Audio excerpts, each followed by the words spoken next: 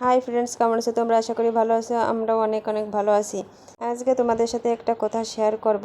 এই যে তোমরা দেখতে পাচ্ছ আমি কাপড়গুলো কাটছি, এগুলো সব সব কাপড়ই আমার অনেকগুলো জামা কাপড় জমা হয়েছে। আমার জামা কাপড়গুলো আমি নিজেই বানাই। তাই আমি গ্রাম থেকে আমার ভাইকে নিয়ে আসছি, কারণ আমার বোন নাই, এই জন্য আমার ভাইকে নিয়ে আসছি। আমার একটা ছোট বাবু আছে, বাবুকে দেখাশোনা না করলে আমি কি করে মেশিনে কাজ করব।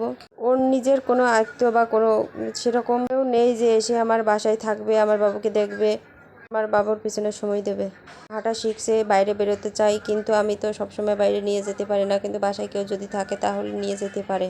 ও বাড়ির থেকে আসার সময় অনেক কিছু নিয়ে আসছে, চাল ডাল সবজি নিয়ে আসছে অনেক কিছু। তারপরে অনেকের অনেক মন্তব্য যে আমার ভাই যে এসে খাচ্ছে, সব কিছু ফুরিয়ে ফেলতেছে, অনেকের অনেক সমস্যা হচ্ছে।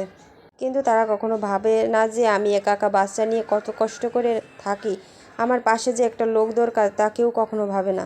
আর ভাই এসে থাকাতে নাকি আমাদের চাল ডাল ফুরিয়ে যাচ্ছে, সব খেয়ে শেষ করে দিচ্ছে। তাতে যে যে মন্তব্য করুক না কেন, আমার তাতে কিছু যায় আসে না।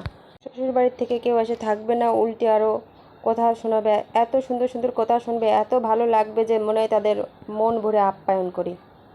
গল্প করতে করতে আমার কাটা শেষ হয়ে গেছে।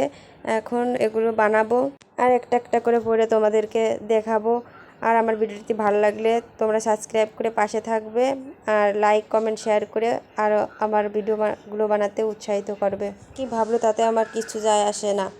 আমি ভালো আছি, ভালো থাকছি, এটাই আমার কাছে অনেক। কারণ ভগবান আমাকে ভালো রাখছে, আমার 4 হাত পা দিয়েছে, আমি কাজ করে খাবো। কিন্তু কারো কথা তেরা কথা শোনার ভিতর নাই।